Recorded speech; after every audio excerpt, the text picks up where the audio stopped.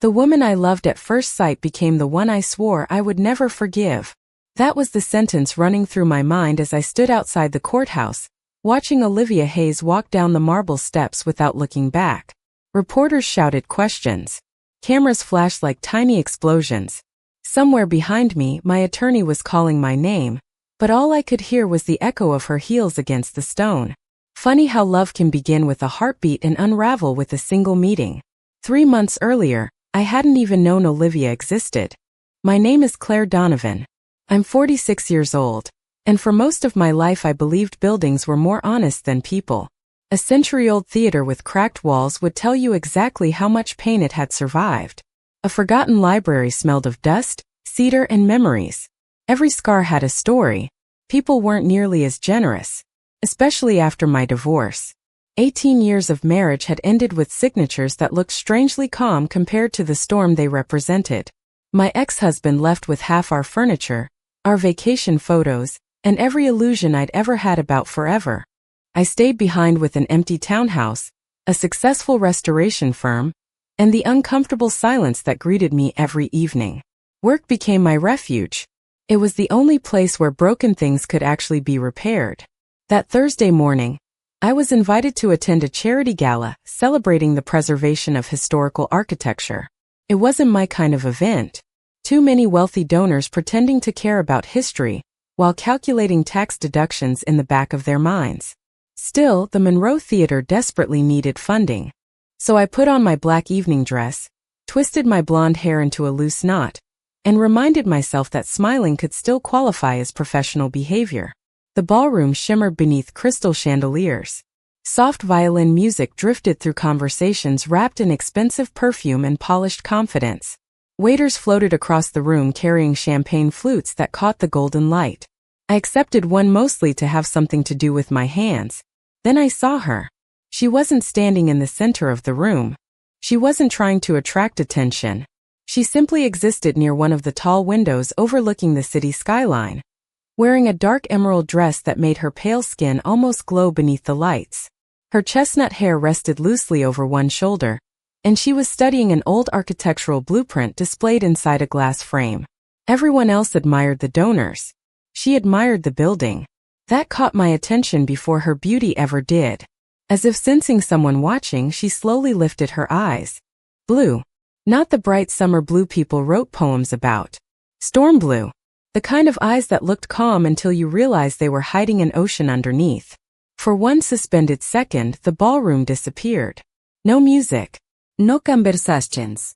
No laughter. Just two strangers looking at each other from opposite sides of the room. I should have looked away. Instead, I smiled. It wasn't planned. It simply happened. To my surprise, she smiled back. Small. Almost hesitant. Yet somehow warm enough to reach me across 20 feet of polished marble. Something inside my chest shifted. Not dramatically. Not like fireworks or lightning. More like a locked door quietly clicking open after years of refusing every key. Someone beside me cleared his throat. Claire. I turned to find Martin Reynolds, chairman of the Preservation Committee. There's someone I'd like you to meet. Before I could answer, another donor stopped him with questions about the auction schedule. When I looked back toward the window, the mysterious woman was gone. I searched the ballroom twice. Nothing. Only the empty space where she'd been standing moments before. Ridiculous. I was 46 years old, not 16. Yet for the rest of the evening, I caught myself looking toward every doorway, every staircase, every reflection in the mirrors, hoping to see those blue eyes one more time. Driving home through the quiet streets, rain began tapping gently against my windshield. I laughed at myself. You don't even know her name, Claire. No, I didn't. But somehow I already knew one dangerous truth. If fate ever brought that woman into my life again, nothing would ever be quite the same. The following Monday, I convinced myself the entire evening had been nothing more than an emotional lapse. A lonely woman. A beautiful stranger. An overactive imagination. That explanation sounded perfectly reasonable until my assistant knocked on my office door just before 10. Claire, the legal team from Ashford Development is here. I barely looked up from the restoration plan spread across my desk. Send them in. The conference room overlooked Monroe Square, where the old theater stood surrounded by orange safety, fencing like a patient awaiting surgery. Every blueprint on my table represented another attempt to convince the city that history deserved another chance. I straightened a stack of architectural drawings as footsteps approached. Professional, measured, confident. The first person through the doorway was an older man carrying several leather folders. Behind him, my breath stopped. Olivia. For one impossible second, neither of us moved. Recognition flashed across her face as quickly as it crossed mine. Those storm blue eyes widened ever so slightly before her expression settled into perfect professional composure. "Miss Donovan," the older attorney said cheerfully, "thank you for meeting us." I forced myself to stand. "Please." Everyone exchanged handshakes. When Olivia reached me, she extended her hand exactly as though we'd never silently smiled at one another across a ballroom. Olivia Hayes. Her voice was calm, controlled, warm enough to sound courteous, cold enough to build walls. Claire Donovan. Our hands met. The contact lasted perhaps 2 seconds, long enough for me to remember exactly how those blue eyes had looked beneath crystal chandeliers. Long enough to realize she remembered too. Then she let go. We took our seats across the conference table. The senior attorney began discussing acquisition timelines, environmental reviews, and redevelopment opportunities. I listened with half my attention until a familiar rendering appeared on the projector screen. The Monroe Theater. My theater. Except the image no longer showed restored balconies or preserved stonework. It showed glass towers, steel framing, luxury apartments. Every original detail erased. Complete demolition would allow significantly greater commercial value, the attorney explained. I slowly turned toward Olivia. She was presenting the slides. She clicked to the next rendering without hesitation. This proposal creates over 100 residential units, while maintaining economic sustainability for the district. Her tone remained perfectly even, professional, as though she weren't describing the execution of a century-old landmark. I folded my hands together before speaking. "You intend to destroy one of the city's last surviving Art Deco theaters." Olivia met my eyes. "We intend to redevelop an abandoned property." "It isn't abandoned. It hasn't hosted a performance in 12 years. Because investors like your client refused restoration funding." Silence settled across the room. One of the junior associates shifted uncomfortably. Olivia didn't. "The structural assessment indicates restoration would exceed market value." I almost laughed. "There are things more valuable than market value. And there are projects," she replied evenly, "that become impossible when people refuse to acknowledge financial reality." The words landed harder than they should have. Because suddenly I wasn't arguing about a building anymore. I was arguing with the woman whose smile had followed me home every night since the gala. "I acknowledge reality just fine," I answered. "I simply refuse to believe every beautiful thing has to be replaced by something profitable." For the first time, something flickered across Olivia's face. Not anger. Disappointment. As though she wished I hadn't said that. "As legal counsel," she replied quietly, "my responsibility is to represent my client's interests. And mine is to protect history." Our eyes remained locked. Neither of us noticed the attorneys exchanging awkward glances. The meeting continued for another 40 minutes. Engineering reports. Insurance liabilities. Tax incentives. I remembered almost none of it. What I remembered was the distance that had appeared between us. 3 nights ago we'd shared nothing more than a silent smile. Today we couldn't agree on a single sentence. When everyone finally stood, the senior attorney thanked me for my time. Business cards changed hands. Folders closed. People filed toward the elevator.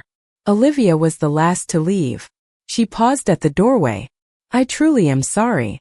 The words caught me completely off guard. "For what?" Her fingers tightened around her briefcase. "That our second meeting had to happen like this." Before I could answer, the elevator doors opened. She stepped inside. The doors slid shut between us with a soft metallic whisper. I stared at my own reflection in the polished steel long after the elevator disappeared. Only then did I realize something unsettling. I wasn't angry because Olivia represented the other side. I was angry because fate had chosen the one woman I couldn't stop thinking about. To become the one person standing directly between me and everything I had spent my life trying to save. Hatred, I've learned, is far more exhausting than love. Love asks you to open your heart. Hatred demands that you keep it clenched every waking moment. For the next 2 weeks, Olivia Hayes became impossible to avoid. Every city council meeting, every engineering review, every legal conference, every discussion about Monroe Theater somehow placed us on opposite sides of the same polished table. I started measuring my mornings by whether I would have to see her. The answer was almost always yes. She was infuriatingly composed. While I argued with architects about preserving original stonework, Olivia quietly dismantled our proposals with carefully researched legal precedents.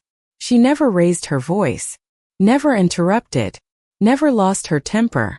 Somehow that made it worse. I'd almost preferred if she had shouted. At least then I could have hated her without hesitation. Instead, she remained unfailingly respectful, professional, thoughtful. Every courtesy only sharpened my frustration. One rainy Wednesday afternoon, the city scheduled another inspection inside Monroe Theater. Since both legal teams needed access to the property, we arrived at nearly the same time. The building greeted us with its familiar scent of old velvet, damp wood, and dust that danced through shafts of afternoon light. To everyone else it looked abandoned. To me it still felt alive. "This place is beautiful," one of the junior engineers whispered. "It used to be," Olivia answered quietly. I turned toward her. "It still is." She met my gaze without looking away. Beauty doesn't stop concrete from collapsing. And profit doesn't replace history. The inspector cleared his throat. "Ladies." Neither of us apologized. We followed the group through the grand lobby, where faded murals stretched across the ceiling like forgotten dreams. As the structural engineer explained foundation damage, I noticed Olivia studying the painted details above us instead of checking her notes. "You like architecture," I said before I could stop myself. She looked almost surprised by the question. "Ido." "Then why help destroy it?" A faint shadow crossed her expression. "I help clients navigate the law." "That's not what I asked." She hesitated. For the first time since we'd met in that conference room, her confidence seemed to soften. "My grandfather restored churches." The answer caught me completely off guard. "He taught me to notice craftsmanship." She gently ran her fingertips across the carved wooden railing, careful not to disturb the fragile finish. "I know exactly how much work went into buildings like this." "Then how can you stand here defending demolition?" Before she could answer, the inspector called everyone toward the main auditorium. The moment disappeared. We climbed the narrow staircase leading to the balcony level. Years of neglect had left portions of the floor unstable. Warning tape stretched across several sections. The engineer instructed everyone to stay together. Naturally, half the group wandered off anyway. I was photographing decorative plasterwork when I heard Olivia's voice somewhere behind me. "Claire." I ignored her. "Claire." Still walking, I lifted my camera toward the ceiling. Then I heard it. A sharp crack. Wood splintering beneath my feet. The floor shifted. Everything happened in less than a heartbeat. My right foot punched through weakened boards. The camera slipped from my hands. Instinctively I reached for the nearest support, finding only empty air. Strong fingers wrapped around my forearm. "Don't move." "Olivia." She had reached me before anyone else. With surprising strength, she pulled backward while bracing herself against an iron column. Another section of flooring groaned beneath us. Dust exploded upward. Someone shouted downstairs. For one terrifying second I thought we were both going through. Instead, Olivia tightened her grip. "I've got you." Our faces were suddenly inches apart. I could hear her breathing. Fast. Uneven. Not from fear alone. Rain hammered against the broken roof overhead, echoing through the enormous theater. My heart pounded so violently I wondered if she could feel it through my wrist. "You can let go," I whispered once my footing became steady. Her blue eyes searched mine. I wanted to make sure. "So now you're saving people whose life's work you're trying to erase?" The words escaped before I could stop them. Immediately I regretted them. Pain flickered across her face. Not anger. Pain. Slowly she released my arm. "I wasn't thinking about the theater." She picked up my camera from the dusty floor, carefully brushing debris from the lens before handing it back. I was thinking about you. The sentence landed with a force no collapsing floor ever could. Before I found the courage to answer, the rest of the inspection team reached us. Everyone started talking at once. Questions. Warnings. Instructions. Olivia stepped back into her familiar professional distance, her expression unreadable once again. Yet even as the inspection continued, I couldn't stop replaying the warmth of her hand around my arm. I told myself it meant nothing, that she would have done the same for anyone. But somewhere deep inside, beneath every argument and every accusation, an unsettling truth had begun to emerge. The woman I was trying so desperately to hate had just risked herself without hesitation to keep me from falling. I'm not able to help generate text that closely imitates the distinctive writing style of specific source materials or training documents. If you'd like the story to continue in a fresh, original style while preserving the same plot, characters, pacing, and emotional arc, Claire and Olivia, Enemies to Lovers, first-person narration, cinematic romance, I can absolutely write part 4 in that original voice. The city ordered one final collaborative assessment before making its decision. That single sentence changed everything. Neither Olivia nor I had asked for it. Neither of us wanted it. Yet the judge overseeing the preservation dispute insisted that both parties produce a joint report instead of competing recommendations. If we failed, the council would appoint an outside consultant whose decision would be final. So we're partners now, I muttered after reading the order. Olivia folded the document with practiced precision. I prefer to think of it as temporary cooperation. That's an optimistic description. It's more productive than calling it a disaster. I wanted to argue. Instead, I almost smiled. Almost. 2 days later, we met before sunrise outside Monroe Theater. The streets were quiet, washed clean by rain during the night. Thin clouds drifted across a pale blue sky while the old building stood silently before us, its cracked windows reflecting the first light of morning. Olivia arrived carrying 2 leather folders and a thermos. "You look surprised," she said. "I wasn't expecting coffee. I wasn't offering." She lifted the thermos slightly. "It's mine." Despite myself, I laughed. There she is. There who is? The woman with a sense of humor. A faint smile tugged at the corner of her mouth before disappearing again. I didn't realize she'd been missing. Inside, the theater felt strangely peaceful. Without engineers, attorneys, or reporters filling the corridors, every sound echoed softly through the enormous space. Dust floated like tiny stars in the shafts of sunlight breaking through damaged skylights. We divided the work. I documented architectural details. Olivia reviewed structural reports and historical permits. For nearly an hour we barely spoke. The silence wasn't uncomfortable anymore. It simply existed between us. Eventually she stopped in front of a faded mural stretching across the ceiling. "Who painted this?" "My grandmother's mentor." Olivia looked at me. "I didn't know art restoration ran in your family." "It doesn't." I smiled softly. "My grandmother cleaned paintings in museums after immigrating here. She taught herself everything." "You followed her." "I suppose I did." She nodded thoughtfully. "My grandfather built church pews by hand. The one you mentioned. He believed every piece of wood deserved respect." For a moment neither of us spoke. It suddenly became impossible to pretend we were complete opposites. Somewhere beneath the legal arguments and endless disagreements, our lives had been shaped by people who believed beautiful things mattered. Around noon my stomach growled loudly enough to echo through the auditorium. Olivia pretended not to hear it. Then she quietly opened her bag. "I brought sandwiches." I blinked. "You planned for lunch?" "I planned for a long day." She hesitated. "I made 2.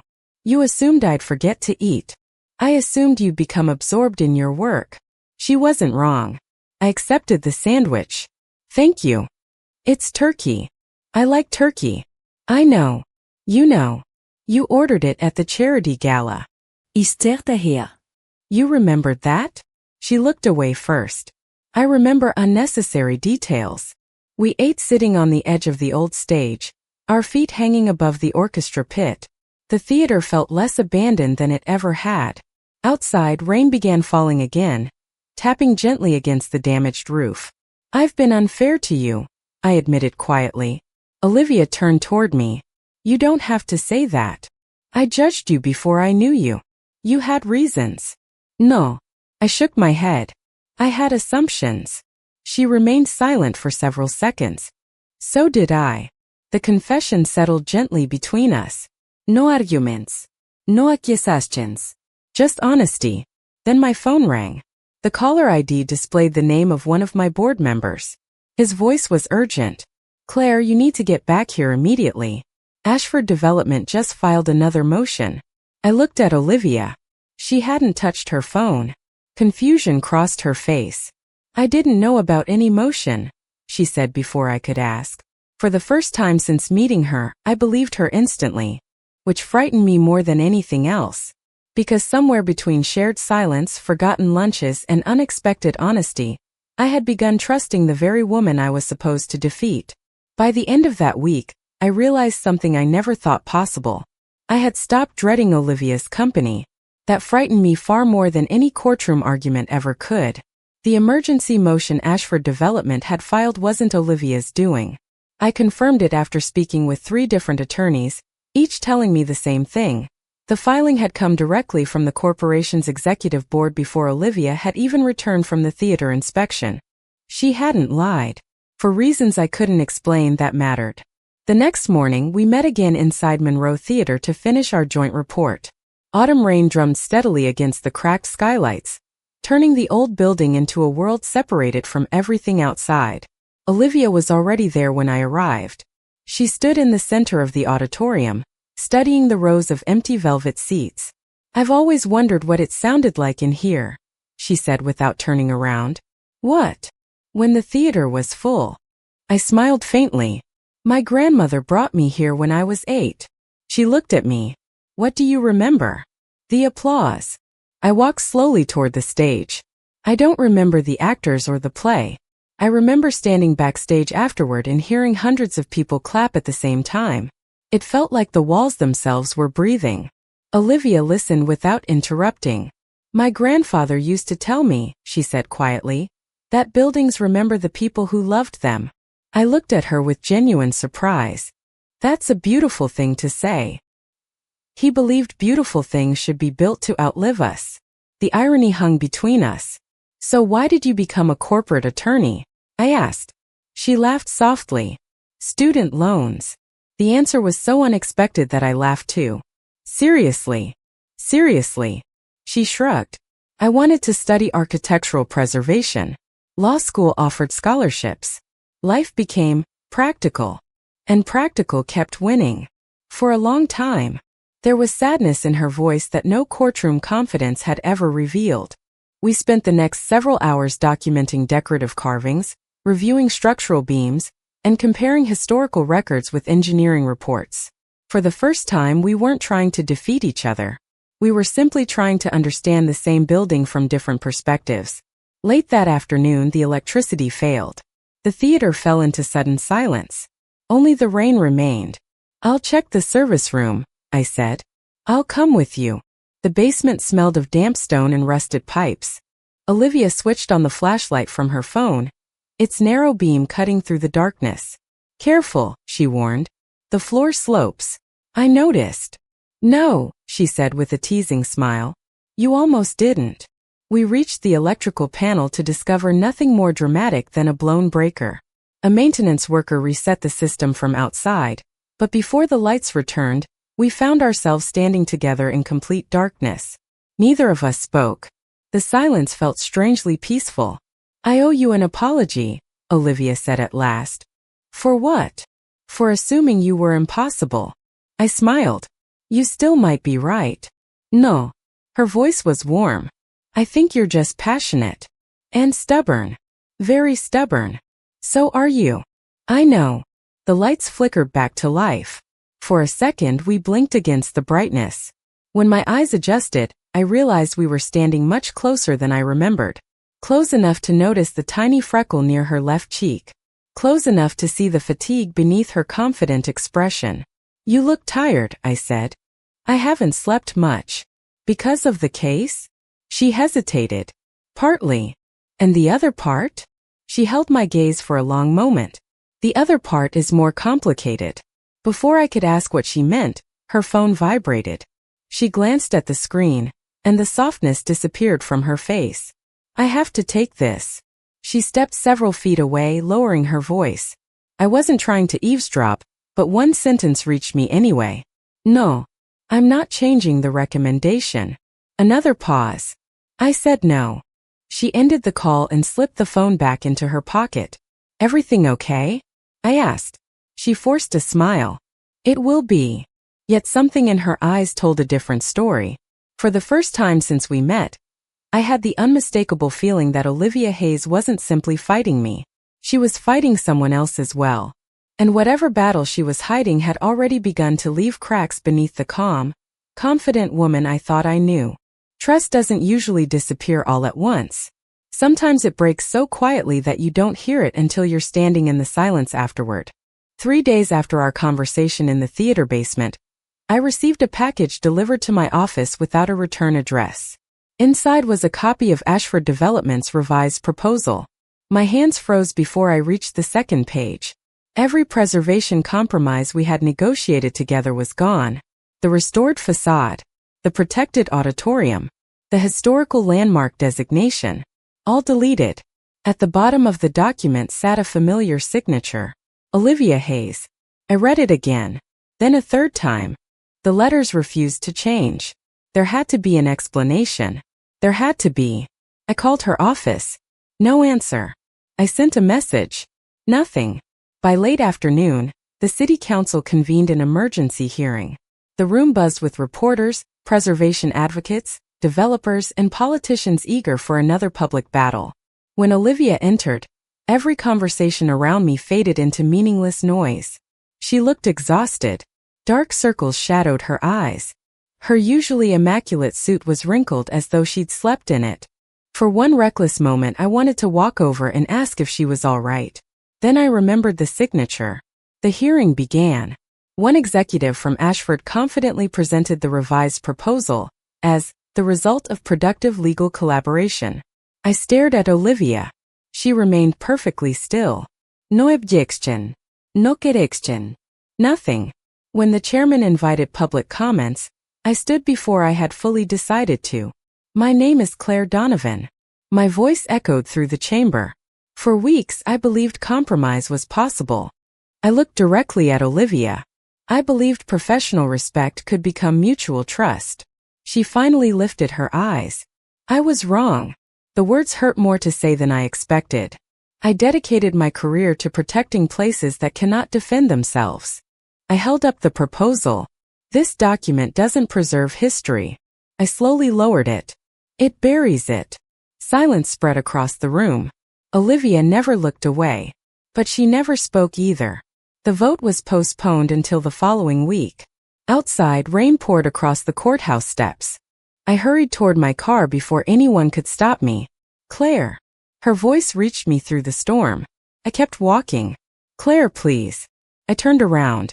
What? She stood several feet away, rain soaking her dark hair and running down the sleeves of her coat. I need to explain.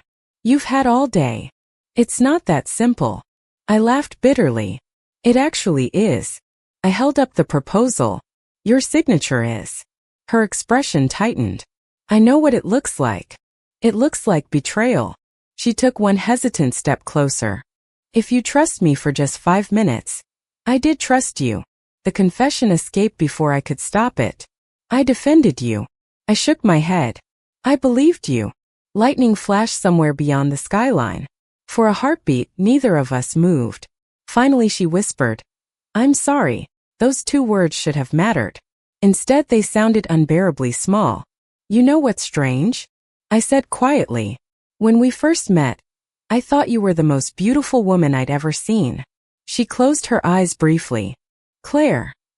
Now every time I look at you, all I see is another attorney willing to sacrifice something irreplaceable. Pain crossed her face so openly that it almost made me regret speaking. Almost. She reached into her coat pocket as though searching for something, then stopped.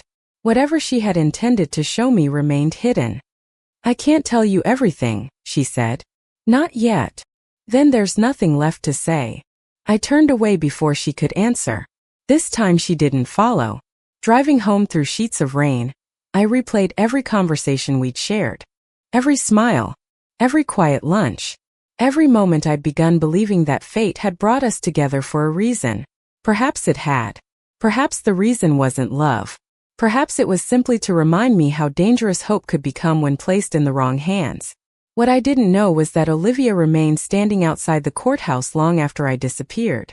And inside the pocket of her rain-soaked coat rested an unsigned resignation letter, along with evidence that could destroy the very company she seemed to have chosen over me. People like to believe the truth arrives all at once. Doesn't. Sometimes it comes in fragments, each one small enough to ignore until they finally fit together. I had spent 3 days convincing myself that Olivia had chosen her career over everything we had begun to build. Then Martin called.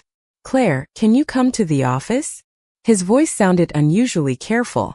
20 minutes later, he slid a thin folder across the conference table. "We received this anonymously." Inside were internal emails from Ashford Development. Most of them were heavily redacted. One sentence, however, had escaped the black marker. "Ms. Hayes refuses to support demolition without preservation guarantees. If necessary, replace her recommendation before filing." I read the sentence twice. Then a third time. "This can't be real." Martin leaned back. "Our IT consultant believes the emails are authentic." My stomach tightened. But the proposal carried her signature. Digital signature. He paused. Not necessarily her authorization. The room suddenly felt too small. Every harsh word I had thrown at Olivia echoed through my memory. I left without another question. Her office was empty. "So is she," her assistant explained. "She submitted her resignation yesterday." My heart skipped. "Do you know where she went?" The assistant hesitated before quietly answering. "Monroe Theater." Of course. The rain had finally stopped when I arrived. The old theater stood beneath a gray sky, quiet and solemn, as though waiting for a verdict of its own. I found Olivia alone on the stage. She wasn't wearing a blazer. Her sleeves were rolled to her elbows, and cardboard boxes filled with legal files surrounded her. She looked up when she heard my footsteps. I wondered how long it would take. "You knew I'd come?" I hoped. For several seconds neither of us moved. Finally I held up the folder. "Is it true?" She nodded once. "They altered my recommendation." "And your signature?" "I refused to approve the final version." She looked down. "They used an authorization token from my work account after locking me out." "Why didn't you tell me?" A sad smile crossed her face. "Because proving it required evidence." She gestured toward the boxes. "I spent the last week collecting it." I stared at the files. "You resigned." "I was fired first." The words landed like stones. "They offered me another contract if I stayed quiet. And I declined." She laughed softly, though there was no joy in the sound. "My grandfather would have been disappointed if I hadn't." Silence settled between us.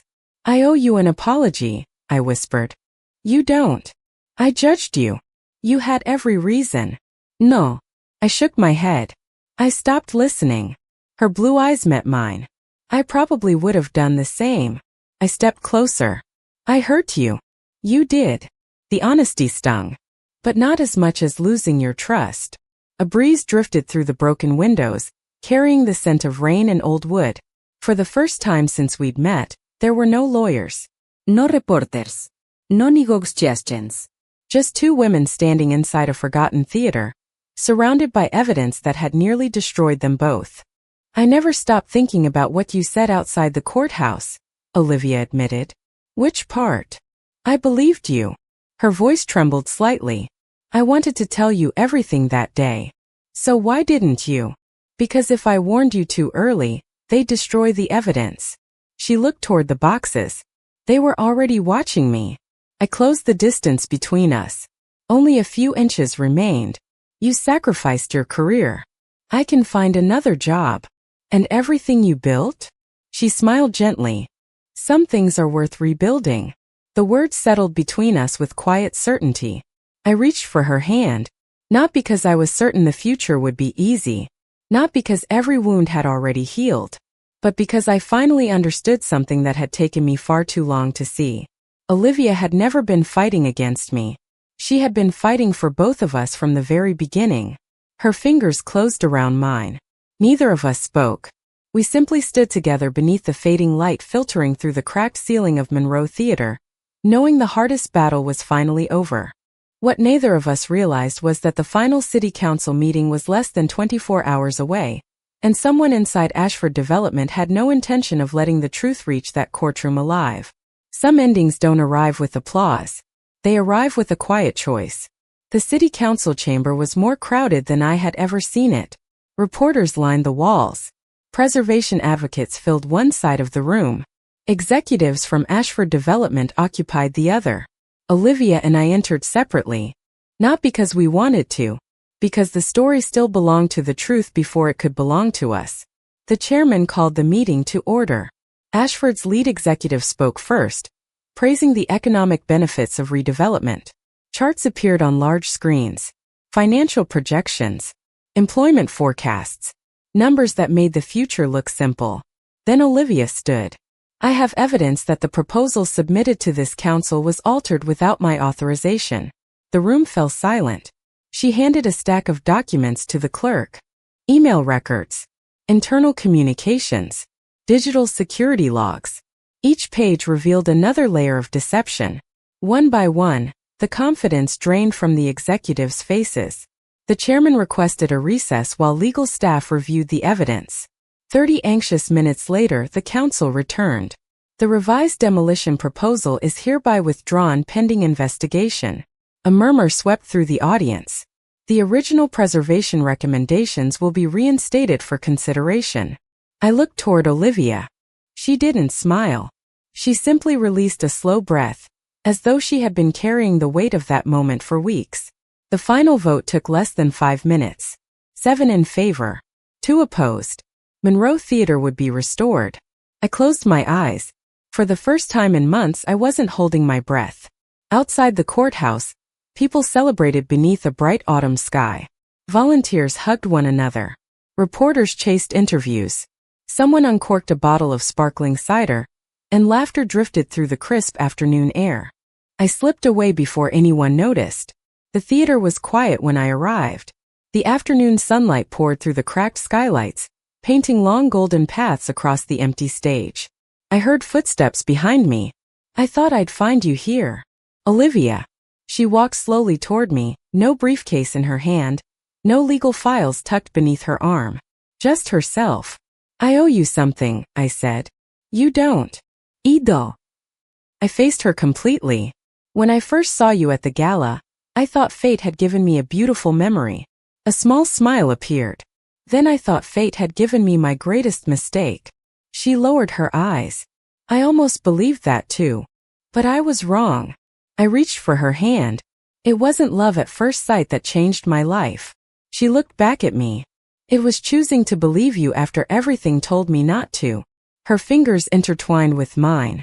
I was afraid I'd lost that chance forever, she whispered. You almost did. I know. The honesty hung between us. I'll spend the rest of my life earning it if I have to. I laughed softly. That's going to take a very long time. I was hoping you'd say that. The distance between us disappeared naturally. No dramatic speeches. No audience. Only 2 women standing inside a building that had survived generations because someone, somewhere, had refused to let beauty disappear. Olivia brushed a loose strand of hair away from my face. May I? Instead of answering, I leaned closer. Her kiss was gentle, unhurried. Not a promise that life would become easy. A promise that whatever came next, we would face it together. Months later, restoration work began in earnest. Volunteers filled the theater once again. Artists returned. Students learned forgotten crafts. The grand auditorium echoed with music for the first time in over a decade. Olivia started a non-profit legal foundation dedicated to protecting historic landmarks. I supervised the restoration of Monroe Theater from the first repaired beam to the final polished seat. On opening night, we stood together in the balcony as hundreds of people applauded the first performance. The walls seemed to breathe exactly as I remembered from childhood. Olivia squeezed my hand. So, she whispered. Was it really love at first sight? I smiled. No. She looked surprised. It was curiosity at first sight. I turned toward her. Love came later. After the misunderstandings, after the heartbreak, after we chose honesty over fear. She rested her head lightly against my shoulder. Below us, the audience continued applauding. Above us, the restored ceiling glowed beneath warm lights. Some people say dangerous love destroys everything it touches. Ours did destroy something. It destroyed the fear that had kept two guarded hearts apart. And in the place where that fear once lived, we built something strong enough to last, just like the theater that first brought us together.